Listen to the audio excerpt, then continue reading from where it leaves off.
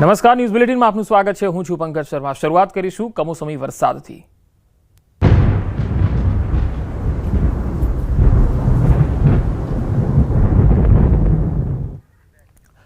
માવઠું હજુ પણ ગુજરાતનો પીછો નહીં છોડે। હજુ પણ ભારે વરસાદની આગાહી છે। સૌરાષ્ટ્ર દક્ષિણ ગુજરાતમાં ભારે વરસાદની સંભાવના વ્યક્ત કરાઈ છે। હવામાન વિભાગ સાથે 3 આગાહીકારોએ આ આગાહી કરી છે। અંબાલાલ પટેલે પણ વિસ્તાર વાઇઝ વરસાદની આગાહી કરી છે, તો રમણીક વામજાએ પણ ખેડૂતો માટે મોટી આગાહી કરી છે।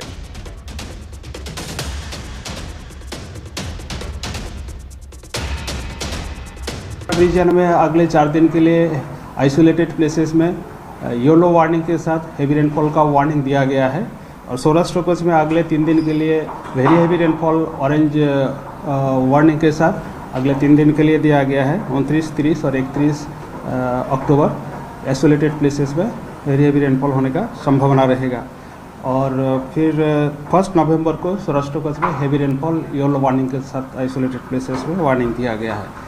अगले 5 दिन के लिए thunderstorm warning 30 to 40 kilometre wind speed के साथ वार्निंग इशू है। સૌરાષ્ટ્રના ભાગોથી ગુજરાતના ભાગો પર અસર કરતા બીજી નવેમ્બર સુધીમાં રાજ્યના ભાગોમાં વરસાદ થવાની શક્યતા રહેશે। કેટલાક ભાગમાં ભારેથી અતિભારે વરસાદ થવાની શક્યતા રહેશે। પશ્ચિમ સૌરાષ્ટ્રના ભાગોમાં ભારેથી અતિભારે વરસાદ થવાની શક્યતા રહેશે। ખાસ કરીને આ વરસાદ તારીખ 30, 31 અને 40 સુધીમાં થવાની શક્યતા રહે। મધ્ય ગુજરાતના ભાગોમાં અમદાવાદ, ગાંધીનગરના ભાગોમાં પણ વરસાદ થવાની શક્યતા રહે। તારીખ 2 નવેમ્બર સુધીમાં તો दक्षिण गुजरात કેટલાક ભાગમાં ભારે પૂર આવે તો વરસાદ થવાની શક્યતા રહે। कुल मिला के अगर हम देखेंगे कल से पकड़ के शनिवार तक, तो लगभग और 150 से 200 मिलीमीटर यानी कि 6 से 8 या कुछ जगहों पे 10 इंच की भी बारिश देखने मिल सकती है। लेकिन ये कुल मिलाकर होगी 48 घंटे में। तो ज़्यादातर अगर हम देखें तो मोटा मोटा अगर हम देखें तो भावनगर, अमरेली, गिर सोमनाथ, जूनागढ़, बोटाड, अहमदाबाद के दक्षिणी ज़िले के इलाके और खेरा और भरूच, इन इलाकों में सबसे ज़्यादा खतरा है। હોવાથી ને પાક પાણીને ખેડૂત માટે પાક પાણી નુકસાન થાય તેવું મારું પૂર્ણમાં છે। હજી પણ 5 છત્રા વરસાદ થશે। તારીખ 3, 11 થી 5, 11માં પણ વરસાદના સંજોગ છે। હવામાનમાં પલટો આવશે। તારીખ 11, 11 થી 13 તારીખે માવઠારૂપી વરસાદ થશે તેવું મારું પૂર્ણ અનુમાન છે। ને ખેડૂત માટે ખાસથી આવતું વર્ષ અતિવૃષ્ટિ થશે અને સારામાં સારું વર્ષ જશે। મગફળી ખેડૂત સારો માલ સાચવજો, કારણ કે એપ્રિલ મે મહિનાની અંદર। ભાવનગરના પાલીતાણામાં વાતાવરણમાં આવ્યો પલટો। શહેર અને ગ્રામ્ય વિસ્તારોમાં વરસાદી માહોલ શરૂ થયો છે। મોખડકા, માલપરા, જસપરા, સરોડમાં વરસાદને પગલે રસ્તા પર પાણી વહેતા થયા। માવઠાને પગલે ખેડૂતોની ચિંતા પણ ખૂબ વધી ગઈ છે। તો ભાવનગરથી આ તસવીરો આવી રહી છે। ભાવનગરના ગ્રામ્ય વિસ્તારોમાં વરસાદ। વધુ માહિતી મેળવીએ। ભાવનગરથી સંવાદદાતા નીતિન ગોહિલ જોડાયા છે। નીતિન, માવઠાના કારણે ખેડૂતોની તો ચિંતા વધી છે, આજે ભાવનગરમાં બીજા કયા કયા વિસ્તારોમાં વરસાદ છે? જે ચોક્કસ વાત કરીએ તો આજ વહેલી સવારથી ભાવનગર શહેર સહિત જિલ્લાના જે તમામ પંથકોના ગ્રામ્ય વિસ્તારો છે ત્યાં વરસાદી માહોલ સર્જાયો હતો। અને વહેલી સવારથી જે અમુક વિસ્તારો છે, એટલે વાત કરીએ તો મહુવા, તળાજા અને પાલતાણાના ઉપરના જે ગામો છે ત્યાં સારા પ્રમાણમાં વરસાદ જોવા મળ્યો છે। ત્યારે શહેર સહિત અન્ય જે વિસ્તારો છે ત્યાં ધીમી ધારે વરસાદ છે તે જોવા મળ્યો છે। એટલે ચોક્કસ કહી શકાય કે ફરી છે આ વરસાદ છે તે ખેડૂતો માટે વિલન સ્વરૂપ સ્વાભાવિક થશે, કારણ કે તેમનો જે પાક છે તે પાકને પૂરેપૂરી નુકસાની થવાની ભીતિ છે તે સેવાઈ રહી છે। હાલ અવિરત વરસાદ શરૂ છે જે ભાવનગરના અલગ અલગ વિસ્તારોમાં ધીમી ધારે છે। જી આભાર માહિતી આપવા માટે નીતિન। અમરેલીના રાજુલાના ધારેશ્વર ગામની ધાતરવડી નદીમાં ડૂબેલા 4 યુવાનોના મૃતદેહ મળ્યા। 30 કલાકથી વધુની શોધખોળ બાદ આજે 2 વ્યક્તિના પણ મૃતદેહ મળ્યા છે। અમરેલી ફાયર ટીમ ચાલુ વરસાદમાં સર્ચ ઓપરેશન હાથ ધર્યું હતું અને આજે વધુ 2 યુવાનોના મૃતદેહ મળ્યા। આ 4 યુવાનો 2 દિવસ પહેલા નહાવા પડ્યા હતા। વધુ માહિતી મેળવી અમરેલીથી સંવાદદાતા રાજન ગઢિયા જોડાયા છે। રાજન, આ 4 યુવકો 2 દિવસ પહેલા નહાવા ગયા હતા, આખરે એક પણને બચાવી ન શકાયા। બિલકુલ પંકજ, લગભગ 3 દિવસ પહેલા આ 4 યુવાનો છે ધાતરવડી નદીના ધસમસના પ્રાણીમાં નહાવા માટે પડ્યા હતા, જેમાંથી 3 સગા ભાઈઓ હતા, એક તેમના બનેવી હતા।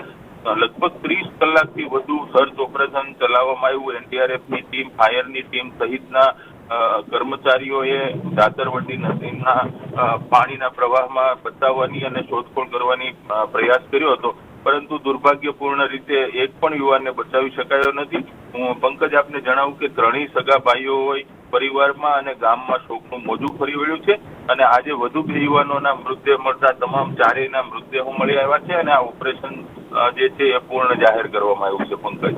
જી રાજન, આભાર માહિતી આપવા માટે.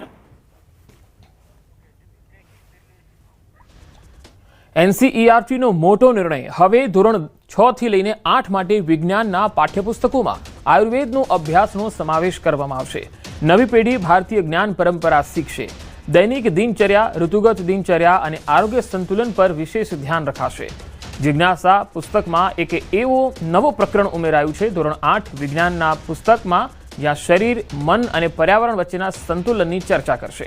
આયુર્વેદિક દૃષ્ટિકોણથી અભ્યાસ. ધોરણ 6માં પદાર્થોનું વર્ગીકરણ હવે આયુર્વેદિક દૃષ્ટિકોણ પર આધારિત હશે. યુજીસીનો પણ વિસ્તાર થશે. કોલેજોમાં ટૂંક સમયમાં આયુર્વેદ કેન્દ્રિત અભ્યાસક્રમો શરૂ કરાશે.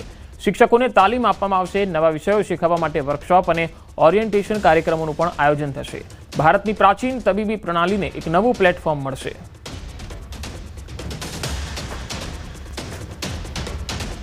જૂનાગઢના ધારાસભ્ય સંજય કોરડિયાને ધમકી મળી ગઈ છે. એ પણ જાનથી મારી નાખવાની ધમકી આપી છે.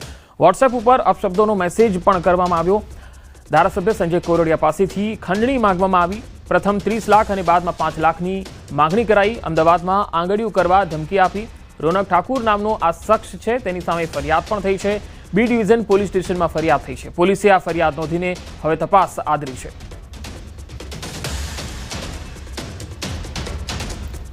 તો જૂનાગઢમાં ધારાસભ્ય સંજય કોરડિયાને ધમકી મળી છે. પહેલા 30 લાખ અને ત્યારબાદ 5 લાખની માંગણી કરાઈ છે. વોટ્સઅપમાં અપશબ્દોથી મેસેજ પણ કરવામાં આવ્યા છે અને મેસેજ પર મેસેજ પણ તેમને આપવામાં આવેલા હતા અને આંગળીઓ કરવા માટે તેમણે ધમકી આપી અને 35 લાખ રૂપિયાની ખંડણી માંગવામાં આવી. આ શખ્સ જે ધારાસભ્યને ધમકી આપી શકે છે, આ શખ્સ કેટલો માનસિક રીતે પિશાચી વૃત્તિ ધરાવતો હશે તમે સમજી શકો છો. એક ધારાસભ્ય પણ હવે સુરક્ષિત નથી એવું કહી શકાય, કારણ કે ધમકી ધારાસભ્યને સીધી આપવામાં આવી છે અને જાનથી મારી નાખવાની ધમકી મળી છે. જો પૈસા નહીં આપે તો તેમને જાનથી મારી નાખવામાં આવશે એવી વોટ્સએપ દ્વારા તેમને ધમકી આપી છે. સંજય કોરડિયાએ આ જે વ્યક્તિ છે તેની સામે પોલીસમાં ફરિયાદ કરી છે. બી ડિવિઝન પોલીસમાં ફરિયાદ આપી છે. આ જે વ્યક્તિ હતો જેની સામે આ ફરિયાદ થઈ છે, રોનક ઠાકુર નામનો આ વ્યક્તિ છે, જેણે આ પ્રકારની ધમકી આપી છે, ખંડણી માંગી છે. આ રોનક ઠાકુર કોણ છે તેને લઈને પોલીસે હવે તપાસ શરૂ કરી છે. તેનો નંબર અને તેના વોટ્સએપ મેસેજના આધારે હવે પોલીસ એ તપાસમાં લાગી છે કે આ રોનક ઠાકુર નામનો શખ્સ કોણ છે, ધારાસભ્યને તેણે ધમકી આપી છે.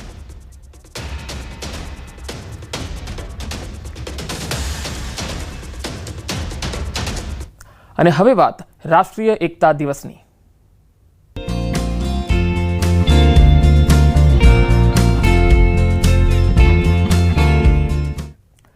સરદાર વલ્લભભાઈ પટેલની જન્મ જયંતિ પર એકતાનગર સાક્ષી બનશે રાષ્ટ્રીય ગૌરવની ઉજવણીનો. આ વર્ષે રાષ્ટ્રીય એકતા દિવસના કાર્યક્રમમાં દેખાશે નારી શક્તિનો અદ્ભુત ઉમંગ. પરેડમાં તમામ દળોનું નેતૃત્વ મહિલા અધિકારીઓ કરશે. સમગ્ર પરેડનું નેતૃત્વ કરતી IPS મહિલા અધિકારીઓ સાથે ન્યૂઝ 18ની ટીમે વાતચીત કરી. राष्ट्रीय एकता दिवस के अवसर पर एक तरफ जहां भारत की संस्कृति, भारत का शौर्य और इसके साथ ही देखा जाए तो नारी शक्ति की मिसाल भी गुजरात में देखने को मिलेगा. इस वक्त में मैं देखा जा सकता है मैं गुजरात में हूँ, स्टैच्यू ऑफ यूनिटी के ठीक सामने. यहाँ पर देखा जा सकता है अगर नारी शक्ति की बात करें तो वो महिला अधिकारी हैं जो इस परेड का नेतृत्व करेंगी. और एक तरह से कहा जा सकता है नारी शक्ति और उसके साथ साथ जो कहा जा सकता है भारत की संस्कृति का यहाँ पे बहुत अच्छा एक जो एक कहा जाता है समागम जो है वो देखने को मिलेगा. हमारे साथ में बात करने के लिए ऑलरेडी ऑफिसर की बात करें IPS सिमरन भारद्वाज हैं. मैम, इस जगह पे जो एक प्रदर्शन और इसके साथ साथ नारी शक्ति और देश की जो तमाम सेनाओं के साथ में एक अर्धसैनिक बलों के साथ में जो प्रदर्शन है उसको आप कैसे देख रहे हैं? जी, सबसे पहले ये किसी भी ऑल इंडिया सर्विस ऑफिसर के लिए बहुत ही गर्व की बात होती है कि हमें एक ऐसे परेड में पार्टिसिपेट करने का मौका मिले जिसमें सारे CAPFs और स्टेट पुलिस के बल भी शामिल हो. तो हम सभी इस परेड की बहुत समय से तैयारी कर रहे हैं और हम बहुत ही एक्साइटेड हैं and we hope to put up a good show on 31st. यहाँ पे देखा जाए कि सरदार वल्लभ भाई पटेल जिन्होंने भारत के लिए, भारत की संप्रभुता के लिए जिस तरह से उनका योगदान है, उनके सामने प्रदर्शन और एक तरह से कहा जा सकता है पूरा देश इसको देख रहा है. इसको आप कैसे बताना चाहेंगे? जी हम एलुमनाई हैं सरदार वल्लभ भाई पटेल नेशनल पुलिस एकेडमी के लिए, तो हमारे लिए एक बहुत ही स्पेशल मोमेंट है कि हम वर्ल्ड के हाईएस्ट स्टैचू जो कि सरदार पटेल का ही है, उन्हीं के सामने उन्हीं के लिए ये परेड कर रहे हैं। और इसी के माध्यम से हम उनका जो एक मैसेज था, उनकी जो एक इच्छा थी कि इंडिया स्टैंड्स यूनाइटेड फॉरएवर, उसको एक रिप्रेजेंटेशन करने का मौका पा रहे हैं। इसके साथ ही IPS सुमन आला जी हैं। मैम, यहाँ पर खड़ा होना और जिस तरह से राष्ट्रीय एकता की अगर बात करें तो इसको प्रदर्शित करना, उसको एक धागे में पिरोना, इसको आप अपने शब्दों में कैसे बयान करेंगे? तो बहुत ही गर्व की बात है, जैसे आपने बोला कि धागे में पिरोने वाली बात है, तो ये जगह की वाइब्स ही वही है। और जिस तरीके से आप देख सकते हैं कि पूरे देश में से लोग आए हैं, 16 कंटिंजेंट हैं देश के अलग अलग भागों में से, राज्यों में से, CAPF में से। तो जो एकता की हम बात कर रहे हैं, आपको पूरी इस हवा में जहां आप जाएंगे वहां पे आपको देखने को मिलेगा। और इस परेड को लीड करने का मौका मिल रहा है, तो ये हम अपने आप को बहुत ही गर्व की बात है हमारे लिए आज। IPS अंजलि भी हमारे साथ में है। अंजलि, जिस तरह से अगर देखा जाए कि यहाँ पे ऑपरेशन सिंदूर में हिस्सा लेने वाले जो जवान हैं वो भी नज़र आएंगे, और इसके साथ साथ अलग अलग ऑपरेशंस में हिस्सा लेने वाले भी जवान भी नज़र आएंगे, और बतौर महिला अधिकारी जो एक बेहद गर्व का क्षण होता है यहाँ पे प्रदर्शन करना, इसको आप कैसे बताएंगे? Yeah, parade is first of all about patriotism, the pride in uniform and the spirit of unity. And this time we have female commanders starting from Kerala to Kashmir and from Gujarat to Assam. So it spans all over India, and there is a spirit of unity among us also. We are having practice of more than a month here. We wake up at 4 in the morning and we toil for some 4 to 5 hours. And again we'll have practice in the evening also for some 2-3 hours. So this has been continuing for more than a month now. So this spirit of unity is what makes this parade unique, and this is a special moment for all of us. निश्चित तौर पे कह सकते हैं कि जिस तरह से देखा जाए स्टैच्यू ऑफ यूनिटी के ठीक सामने जिस तरह से देशभक्ति की जो एक यहाँ पे धारा बह रही है, और जिस तरह से देखा जा सकता है कि बेहद खूबसूरत जगह पे यहाँ पर जिस तरह से परेड की अगर बात करें तो ये परेड जो 26 जनवरी में जो कर्तव्य पथ पे होता है, ठीक वैसा ही हर कुछ एक अनुभूति यहाँ पे नज़र आएगा। और यहाँ पर जिस तरह से कहा जा सकता है कि देश की आन बान शान और देश की रक्षा प्रणाली से जुड़े हुए तमाम जो एक कहा जा सकता है कि खूबसूरत नज़ारे यहाँ पर देखने को मिल रहा है। शंकर आनंद, न्यूज़ 10 इंडिया, गुजरात। મુખ્યમંત્રી ભૂપેન્દ્ર પટેલની ઉપસ્થિતિમાં ગુજરાત મેરીટાઈમ બોર્ડ અને ગુજરાત પીપાવાવ પોર્ટ લિમિટેડ વચ્ચે ₹17,000 કરોડના રોકાણ માટે MOU થયા। આ રોકાણ થકી પીપાવાવ પોર્ટનું આધુનિકીકરણ અને ક્ષમતા વિસ્તરણ થશે, જે ગુજરાતને ભારતના મેરીટાઈમ ગેટવે તરીકે વધુ સુદૃઢ બનાવશે। આ પગલાંને પરિણામે પોર્ટની કન્ટેનર, બલ્ક અને લિક્વિડ કાર્ગો વહન કરવાની ક્ષમતા વધશે। આ પ્રોજેક્ટને કારણે પ્રત્યક્ષ અને પરોક્ષ રીતે લગભગ 25,000 જેટલી નવી રોજગારીની તકો ઉપલબ્ધ થશે। નિકાસ આયાતનો समय અને ખર્ચ પણ ઘટશે। प्रधानमंत्री नरेंद्र मोदीना समुद्र से समृद्धिना आ विजन ने साकार करवानी दिशा में आ एक महत्वपूर्ण कदम है।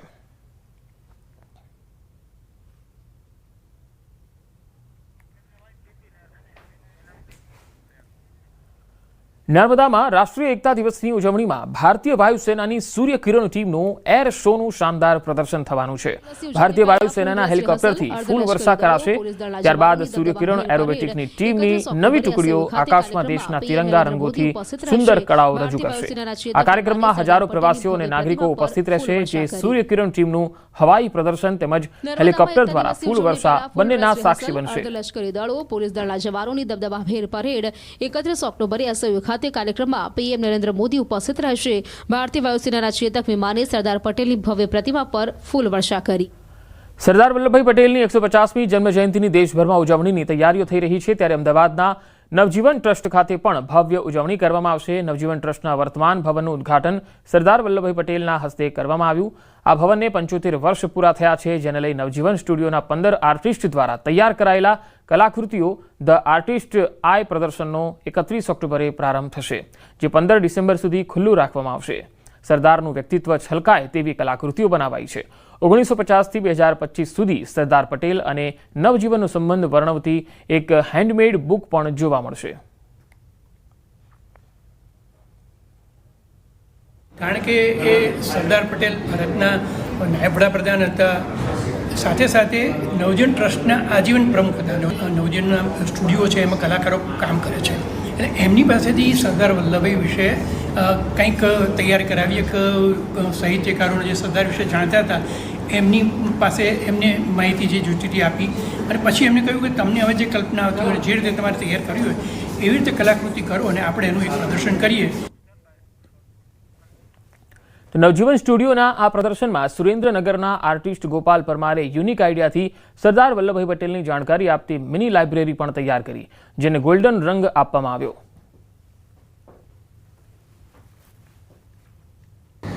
સરદાર વલ્લભભાઈ પટેલની જન્મ જયંતિને લઈને તડામાર તૈયારીઓ ચાલી રહી છે. દેશભરમાં ઉજવણી થશે, પરંતુ અમદાવાદમાં વિશેષ પ્રકારે ઉજવણી થવાની છે.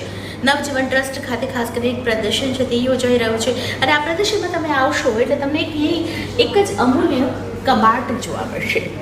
આ જે કબાટ બનાવ્યું છે, જે આર્ટિસ્ટ છે તેમની સાથે પણ વાતચીત કરીશું, પરંતુ પુસ્તકો જુઓ તમે અહીં અંદર તો અહીં તમને સરદાર વલ્લભભાઈ પટેલનું જીવન ચરિત્ર તેનું પુસ્તક છે તે મળી આવશે. હિન્દના સરદાર તે પુસ્તક મળી આવશે. આવા અનેક પુસ્તકો છે તે ખાસ કરીને અહીં મળશે. આમ તો પ્રદર્શનમાં તમે પેઇન્ટિંગ જોતા હો, પરંતુ આ પ્રકારે કબાટ બનાવ્યું છે, રીડિંગ લાઇબ્રેરી જેવું બનાવ્યું છે, અને તે બનાવનાર આર્ટિસ્ટ અત્યારે મારી સાથે છે, તેમની સાથે વાત કરીશું. ભાઈ, આપનું નામ શું છે ને આપ ક્યાંથી આવો છો? મારું નામ ગોપાલ પરમાર છે, સુરેન્દ્રનગર લીંબડીથી આવું છું. અચ્છા, ગોપાલભાઈ શું કહેશો, અહીં તમે આ જે રીડિંગ લાઇબ્રેરી જેવું બનાવ્યું છે, શું કારણ હતું ને કેવી રીતે આ રીડિંગ લાઇબ્રેરી છે તેના વિચાર કેવી રીતે આવ્યો? કેમ કે આ પર્ટિક્યુલર આ એક્ઝિબિશન સરદાર વલ્લભભાઈ પટેલને રિલેટેડ કરવાનું હતું. તો સરદાર વલ્લભભાઈ પટેલને એક ચિત્રકાર તરીકે હું એક બે ચિત્રોમાં વર્ણન ના કરી શકું, કેમ કે એમનું કાર્ય બહુ વિસ્તૃત છે. તો જેથી કરીને સરદાર વલ્લભભાઈ પટેલને જો ડિટેલપૂર્વક સમજવા હોય તો એમને વાંચવા જરૂરી છે. એમાં મેં સરદાર સાહેબે જે ભારતના 562 રજવાડાઓને એકત્રિત કર્યા એવા વિષયો બતાવ્યા છે.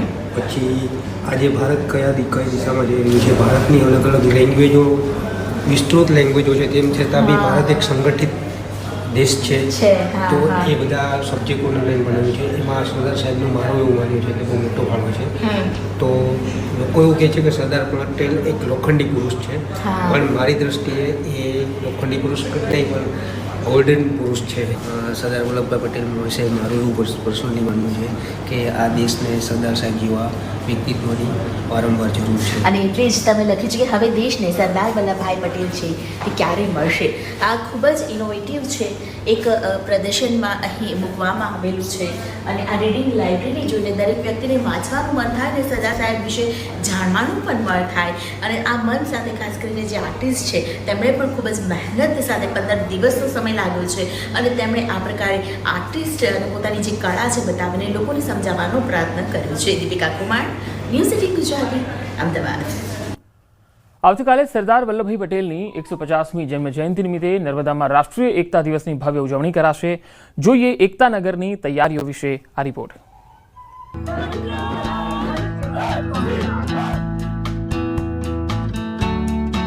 રાષ્ટ્રીય એકતા પરેડમાં બીએસએફ, સીઆરપીએફ, સીઆઈએસએફ, આઈટીબીપી અને એસએસબી સહિત કેન્દ્રીય સશસ્ત્ર દળોની 5 અને અન્ય રાજ્યોના પોલીસ દળોની ટુકડીઓ મળીને કુલ 16 માર્ચિંગ ટુકડીઓ ભાગ લેશે, જે રાષ્ટ્રીય સુરક્ષાનો સંદેશ આપશે.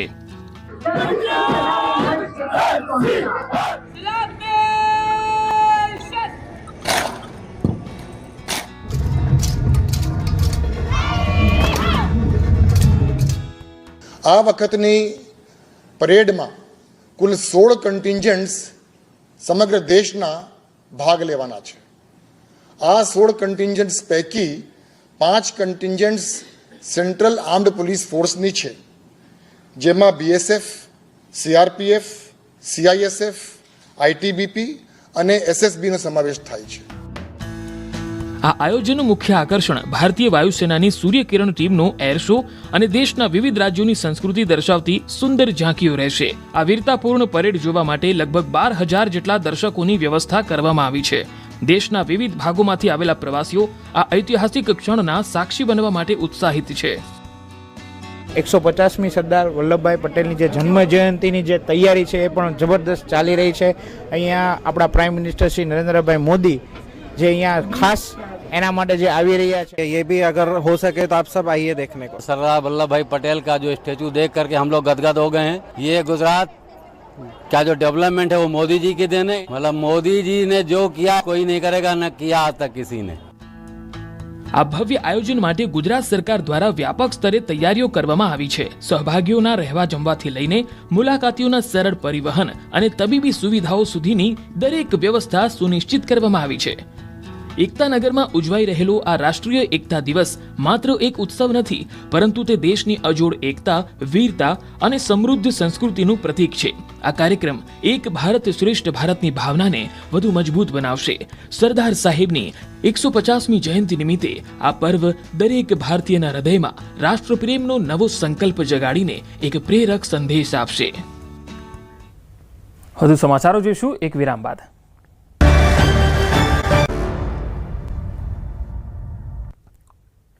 Welcome back. ખંભાળિયામાં જૂની અદાવતમાં 20 વર્ષીય યુવકની હત્યા થઈ ગઈ। છરી વડે હુમલો કરી અમન અબ્દુલ નાયક નામના યુવકને મોતને ઘાટ ઉતાર્યો। પોલીસે આરોપી આસિફ જુનેજા અને તારીક જુનેજાની ધરપકડ કરી છે। એ જે મુખ્ય આરોપી છે, જે આસિફ હબીબ જુનેજા કરીને છે, તે અગાઉ જે તે સમયની એને મંદુક હતું। જે મરણ જનાર છે તેમની સાથે અગાઉ પણ એને માથાકૂટ થયેલ હતી, જેનું મંદુક રાખી અને આ એણે જે છે છરી વડે જે મરણ જનાર છે તેમના પર હુમલો કરેલ હતો અને જે બંને આરોપીઓ છે તેમને રાઉન્ડ અપ કરવામાં આવેલ છે।